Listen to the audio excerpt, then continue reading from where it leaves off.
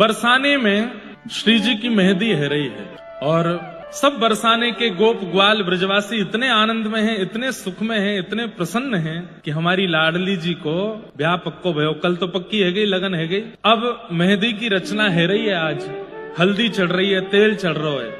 गौर वर्ण की श्री प्रिया जी बैठी हैं एक सुंदर मणि के सिंहासन पे, सब सखियां घेर करके बैठी हैं। बरसाने में सबन को चाव लगोए कि हम जाए करके देखें कैसी मेहंदी है रही है श्री किशोरी जी की। सबन को भानु बाबा ने आज्ञा करी है, सब अपने अपने घर के बाहर कदली वृक्ष लगाओ, मंगल बंधन बार बांधो, अपने मंगल कलश रखो।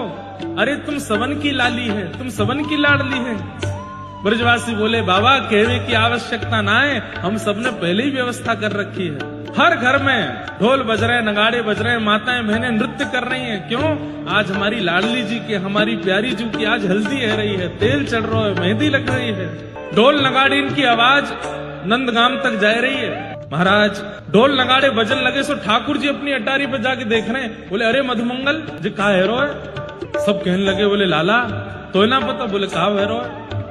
बोले श्री जी की मेहंदी है रही है, श्री जी की हल्दी है रही है आज। ठाकुर जी इतना सुनते ही चिंतित है गए। काय को चिंतित है गए? बोले जो हाथ मेरे हाथन में आनो चाहिए वाकू कोई और पकड़ के 2-2 घंटा बैठे को रचना बनावे को हाथन में।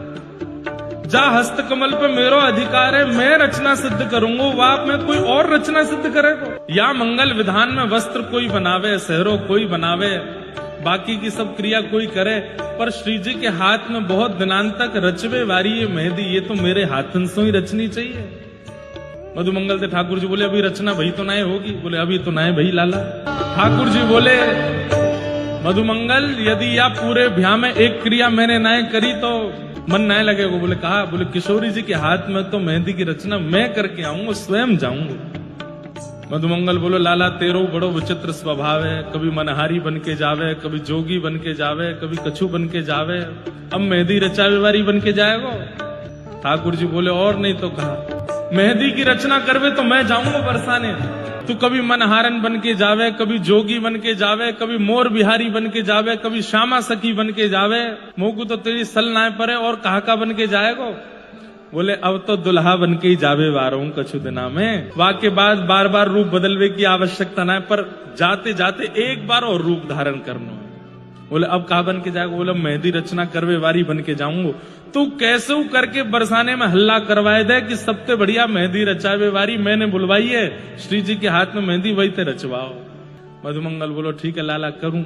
तो दोनों पक्षन में